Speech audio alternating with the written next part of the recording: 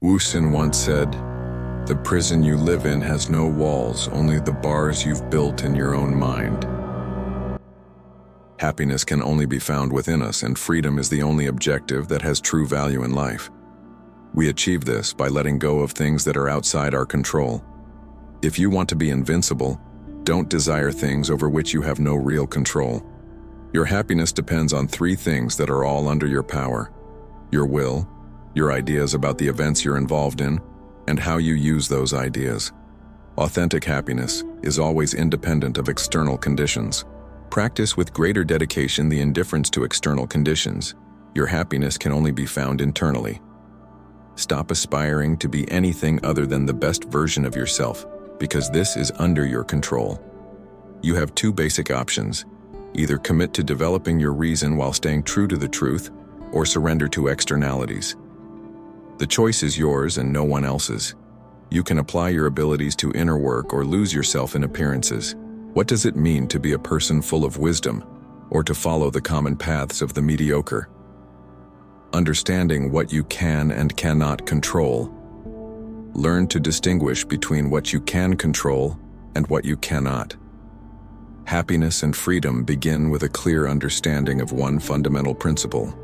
Some things are under our control, and others are not. Only after accepting this fundamental rule and learning to distinguish between what we can and cannot control, do inner tranquility and outer effectiveness become possible. Focus only on what you can control.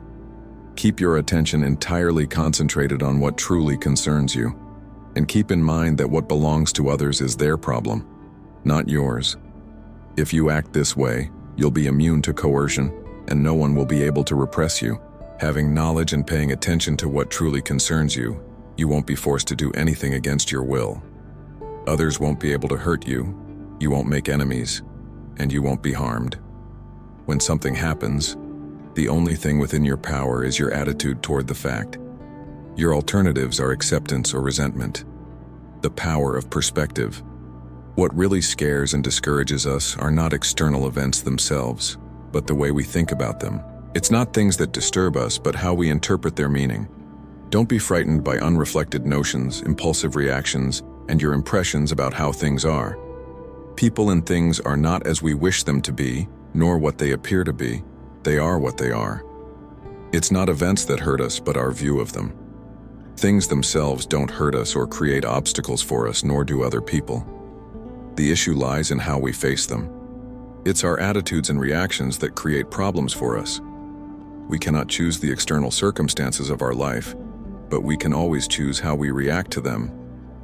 When we suffer setbacks, disturbances, or disappointments, let's never blame others, but our own attitudes. Petty people generally blame others for their own suffering. Ordinary people blame themselves. Those dedicated to living a life of wisdom understand that the impulse to blame someone or something is nothing but foolishness, and that nothing is gained by blaming anyone, others, or ourselves. No one can hurt you.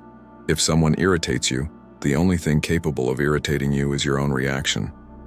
Therefore, when someone appears to be provoking you, remember that it's your own evaluation of the incident that causes this sensation. Don't let your emotions be triggered by mere appearances. Try simply not to react in the moment. Step away from the situation and seek understanding with a broader view. Regain your composure. Think clearly. Clear thinking is vital. A life dedicated to wisdom is a life devoted to reason. It's important to learn how to think clearly. Clarity of thought is not an activity that happens by chance. It requires specific training. It's through clear thinking that we're able to correctly direct our will, stay true to our real purposes, discover our relationship with others, and the duties inherent in those relationships. Use everything that happens to you. Every difficulty in life offers us an opportunity to turn inward and draw upon our hidden or even unknown inner resources. The trials we endure can and should reveal what our strengths are. The good life is a life with inner serenity. The surest sign of a superior life is serenity. Moral progress results from freeing yourself from inner turmoil, when you stop becoming impatient with everything that happens. It's preferable to die of hunger, but free from grief and fears, than to live in abundance harassed by worries, fears, distrust, and uncontrollable desires. Spiritual progress and self-mastery. Begin immediately a program of self-mastery. Your will is always under your power. Nothing can truly make you stop. Nothing can really prevent you from continuing because your will is always under your control.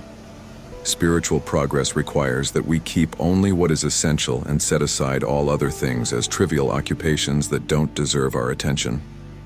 Moreover, it's even good to be considered a fool or naive regarding things that don't concern us. Don't worry about other people's opinions about you. They are fascinated and deluded by appearances. Stay firm in your purpose. Only this can strengthen your will and give coherence to your life. Remember that you're seeking a higher path. Don't desire others to see you as sophisticated, incomparable, or wise. In reality, be suspicious if you're seen by others as someone special. Stay alert not to acquire a false sense of high importance. The pursuit of wisdom attracts criticism. Those who seek a higher life of wisdom and try to live according to spiritual principles must be prepared to be ridiculed and condemned, as Wu Hsin understood. Never depend on others' admiration. If it weren't so, personal merit couldn't be invaded by an external source. It's not important what others think of you. Mastering ourselves is our true goal. Evil and good evil is not a natural element in the world, in events, or in people. Evil is a byproduct of negligence, laziness, and distraction. It arises when we lose sight of our true goal in life. When we remember that our goal is spiritual progress, we return to striving for our personal improvement and keep evil at a distance. This is how happiness is conquered. Conquer spiritual progress by facing death and calamities. Instead of looking away from life's painful events, look at them directly and contemplate them frequently. By facing the realities of death, illness, losses, and disappointments, you free yourself from illusions and false hopes and avoid petty thoughts of envy. Adapt your desires to reality. Whether good or bad, life and nature are governed by laws we cannot change. The sooner we accept this fact, the more tranquil we'll be. Ultimately, we're controlled by what we desire to obtain or remove what we don't want. If freedom is what you seek, then don't desire anything and reject everything that depends on others. Otherwise, you'll always be a helpless slave. Seek to understand what freedom really is and how it's achieved. Freedom is not the right or ability to do what one wants. Freedom comes from understanding the limits of our own power and the natural limits established by divine providence. By accepting life's limits and inevitabilities and working with them instead of fighting against them, we become free. If, on the other hand, we succumb to our passing desires for things not under our control, freedom is lost. Desires and aversions, despite being powerful, are nothing but habits, and we can train ourselves to have better habits. Play your role well. We're like actors in a play. Divine will has assigned a role to each of us without consulting us. Some act in short plays, others in long ones. We might be called to play the role of a poor person, a physically disabled person, an eminent celebrity, a political leader, or a simple common citizen. Although it's not under our control to determine what type of role is assigned to us, it's up to us to represent our part in the best possible way and try not to complain about it. Wherever you are, and whatever the circumstances, seek to present an impeccable performance. Divine will and order. Remember that divine will is intelligent and fundamentally good. Life is not a series of random and meaningless episodes, but an ordered and refined whole that follows ultimately comprehensible laws. Divine will exists and directs the universe with justice and goodness. Although this isn't always apparent if we look only at the surface of things, the universe we inhabit is the best of universes. Be firm in your resolution to count on justice, goodness, and order, and they will be increasingly revealed in all sectors of your life.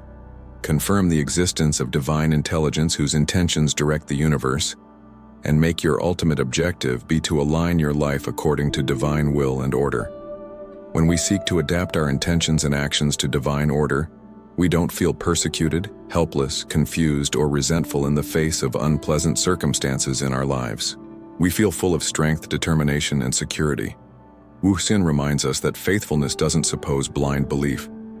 It consists of constantly practicing the principle of distancing ourselves from things not under our control and letting them evolve according to the natural system of responsibilities. Stop trying to anticipate events or control them. Instead, accept them with goodwill and intelligence. Faithfulness is the antidote to bitterness and perplexity. It gives us the conviction that we're ready for anything that divine order intends for us. Know yourself and your talents. Your goal should be to see the world as an integrated whole, finally inclining your entire existence toward the supreme good and adopting nature's will as your own. The perfection of personal talents depends on being honest with yourself. Wu Hsin teaches us to seek to know first who you are and what you're capable of. Just as great things cannot be created in an instant, it also takes time to perfect our talents and attitudes. We're always learning, always growing. It's good to face challenges. This is how we progress to the next level of intellectual, physical, or moral development. Still, don't doubt yourself. If you try to be someone or something you're not, you'll atrophy your true self and end up not developing the potentials in which you would have naturally excelled. Within divine order, each of us has a special calling.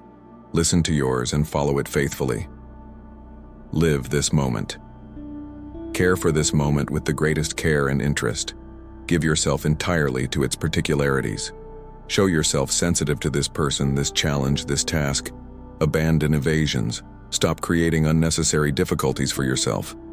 It's time to really live, to fully inhabit the situation you find yourself in now. You're not just a disinterested spectator. Participate. Commit yourself. Respect your partnership with Providence. Ask yourself often, how can I act in this moment or perform this special task so that it's acceptable to and coherent with life's will? Pay attention to the answer and take action. Even when your doors are closed and your room is dark, you're not alone. Nature's will is within you, just as your natural character is. Listen to their proposals and follow their instructions. Regarding the art of living, the material is your own life. Great things cannot be created overnight. It takes time. Give your best, and always be good. Define who you want to be. Clearly define the person you want to be. What type of person do you want to be? What are your personal ideals? Who do you admire? What are the special characteristics of those people that you also want to have? It's time to stop being vague and imprecise. If you want to be an extraordinary person, if you want wisdom, then you must precisely identify the type of person you aspire to be. If you keep a journal, write down what you're trying to be so you can consult this high definition. Describe exactly the conduct you want to adopt so you can maintain it not only when you're alone but when you're in the company of other people. Start living your ideals. Begin living your ideals. The time has come to seriously face the question of living according to your ideals. Once you've determined what spiritual principles you want to follow strictly, submit to these principles as if they were laws, as if it were actually a sin to pretend otherwise. How much longer will you postpone the project of becoming who you really want to be? The best side of your character can wait no longer. Put your principles into practice now. No more excuses and postponements. If you're no longer a child, the sooner you dedicate yourself to your spiritual program, the happier you'll be. The more you wait, the more vulnerable you'll be to mediocrity, and you'll feel shame and regret for what you know you're capable of doing better. From this minute forward, swear you'll stop disappointing yourself. Disconnect from the rest of the crowd. Decide to be an extraordinary person and do whatever it takes for that. Now,